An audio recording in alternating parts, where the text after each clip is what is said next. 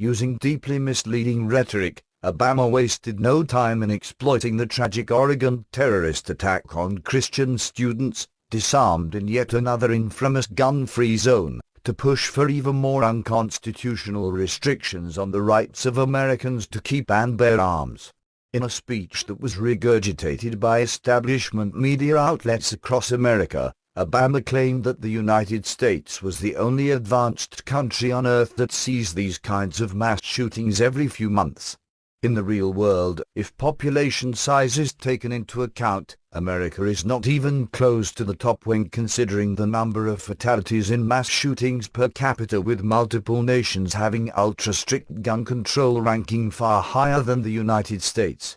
Indeed, even among the 36 advanced OECD countries, America does not even rank in the top 5, official data show. As has become typical, though, Obama did not even wait for the blood of the massacred victims to dry before shamelessly politicizing and exploiting the tragedy. In a 12-minute speech delivered less than 6 hours after the slaughter, Obama, mentioning himself more than 24 times, said the American people's thoughts and prayers are not enough. It does not capture the heartache and grief and anger that we should feel, he said. And it does nothing to prevent this carnage from being inflicted someplace else in America next week or a couple of months from now.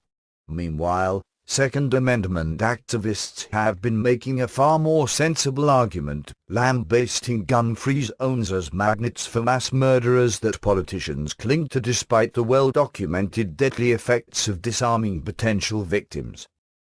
We don't yet know why this individual did what he did, Obama said, though he would have known that the murderer was motivated by anti-Christian hatred if he had waited for the facts before pitching more attacks on the rights of Americans. And it's fair to say that anybody who does this has a sickness in their minds, regardless of what they think their motivations may be. But we are not the only country on earth that has people with mental illnesses or want to do harm to other people. We are the only advanced country on earth that sees these kinds of mass shootings every few months.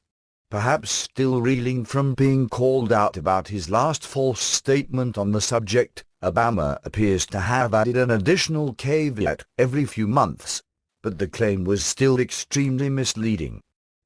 After a National Socialist murdered 9 Christians at a church in South Carolina, Obama used even bolder falsehoods to push his narrative. But let us be clear, at some point, we as a country will have to reckon with the fact that this type of mass violence does not happen in other advanced countries, he claimed, falsely, at the time. Of course, that was not just false, it was blatantly false. The statement came just months after mass shootings in Paris massacred some 20 people with illegal AK-47 seconds purchased easily on the black market. All of the victims were disarmed and defenseless thanks to strict French gun control. It also followed a massacre in Norway, another advanced nation with ultra-draconian infringements on the right to keep and bear arms, that left more than 70 children dead. In fact, a brief look at the official data reveals that Obama's careful use of language was deliberately calculated to deceive gullible citizens. According to the Rampage Shooting Index, which used OECD data from 2009 to 2013, the United States was not even in the top 5 when it comes to rampage shooting fatalities per capita, or in fatal rampage shootings per capita. All 5 of the top nations' gun laws were classified as restrictive, while the United States was classified as permissive. In first place, by a huge margin, was Norway, which places extreme restrictions on firearms, at 15.3 fatalities per million citizens and 0.2 fatal shooting rampages per million citizens.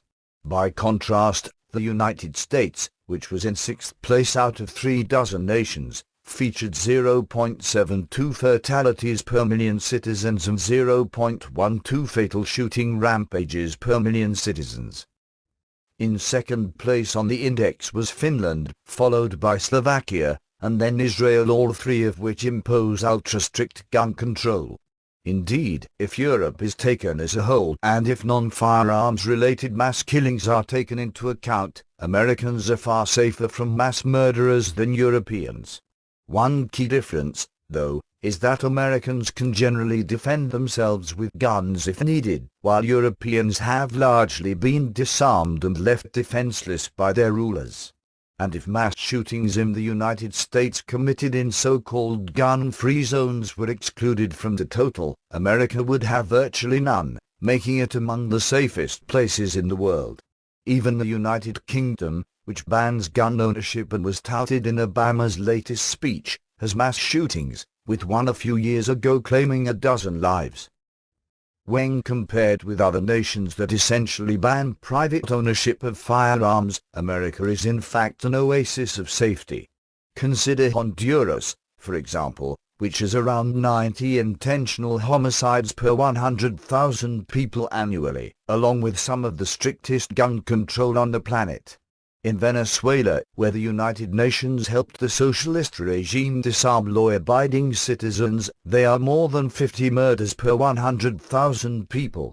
The United States, by contrast, has less than 5 per 100,000.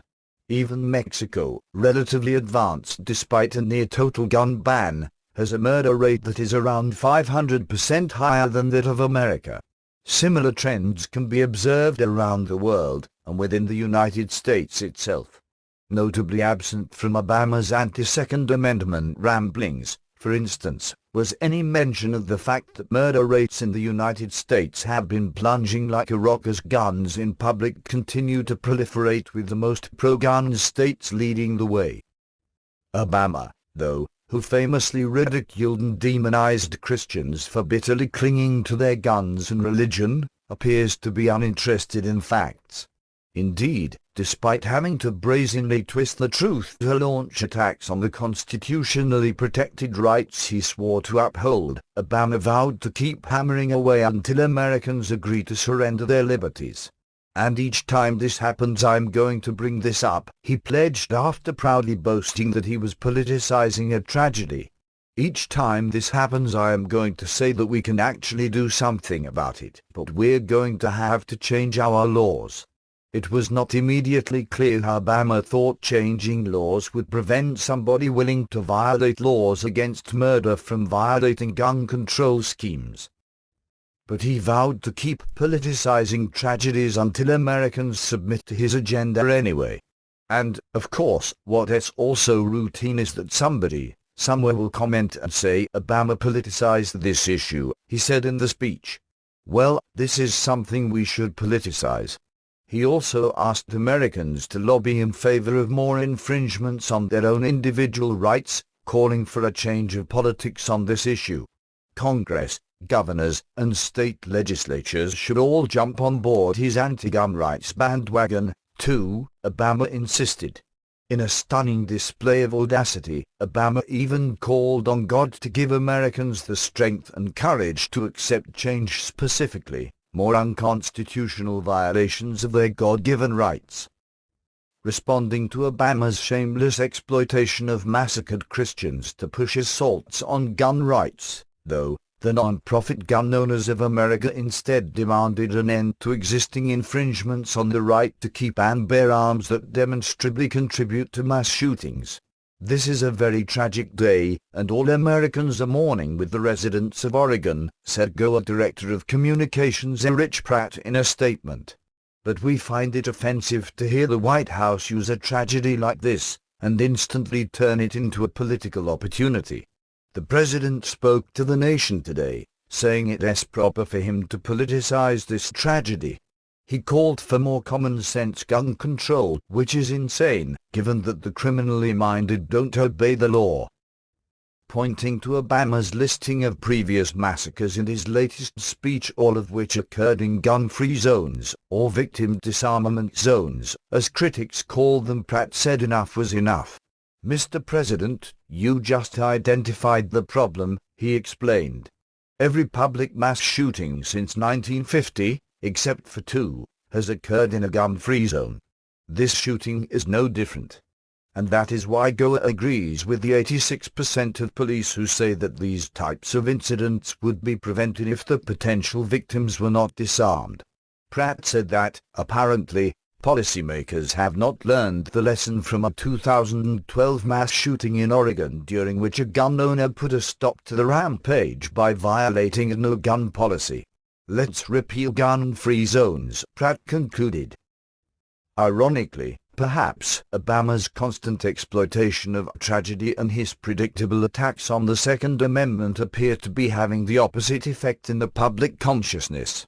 Consider a recent Rasmussen poll revealing that just 1/3 of Americans even support any federal gun control to begin with, a drastic decline from late last year.